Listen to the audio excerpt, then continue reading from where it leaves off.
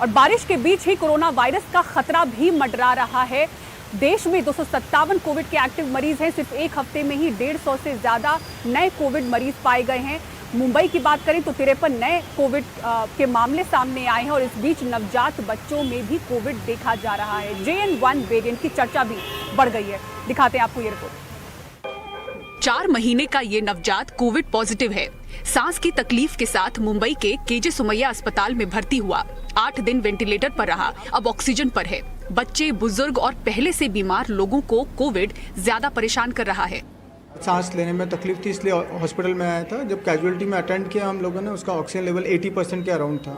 उसको immediately oxygen support पे लिया। ऑक्सीजन पे उसका सैचुरेशन इंप्रूव हुआ 92% के अराउंड, बट उसको सांस लेने में तकलीफ हो ही रहा था, डिस्ट्रेस था। तो उसके लिए हमने उसको फिर वेंटिलेटर मशीन पे लिया। वेंटिलेटर पे लेने के बाद में काफ़ी अच्छा रिस्पॉन्स था बेबी का। से 10 बच्चे वेंटिलेटर पे हैं, उसमें से एक बच्चा कोविड पॉजिटिव आया है करके, लेकिन सारे जो 9 बच्चे और वेंटिलेटर पे हैं उनके सिम्टम्स भी सिमिलर वे में ही थे। ये बच्चे का सबसे इंपॉर्टेंट चीज़ है कि एज कम है, 4 मंथ ओल्ड बेबी है। तो कोई भी वायरल इन्फेक्शन उन बच्चों को ही ज़्यादा इफेक्ट करता है जिनका एज कम होता है, या फिर जिनका एज बहुत ज़्यादा एल्डरली लोग होते हैं, या फिर कोई इम्यूनो कॉम्प्रोमाइज्ड पेशेंट है, उन्हीं को ये वायरस ज़्यादा तकलीफ देता है। महाराष्ट्र में 56 सक्रिय कोविड मरीज हैं। इनमें से बड़ी संख्या मुंबई से मिले मरीजों की बताई जा रही है। राज्य के स्वास्थ्य मंत्री कहते हैं कि डर की जरूरत नहीं, केंद्र सरकार से निर्देश का इंतजार है।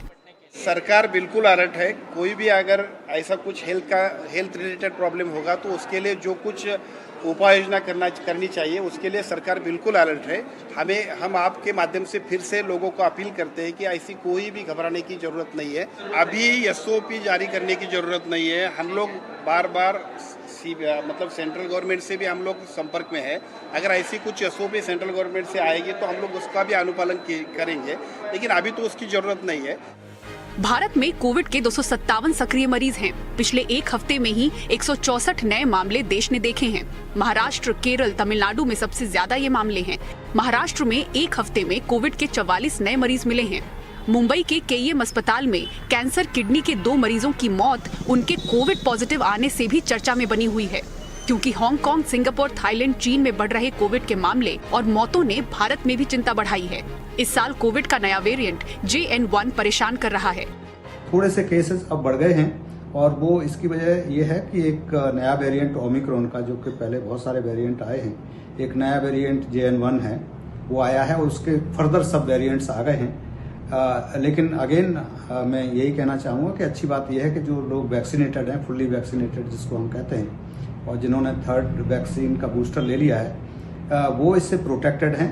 और अगर होगा भी इन्फेक्शन तो माइल्ड इन्फेक्शन होगा, कोई घबराने की जरूरत नहीं है।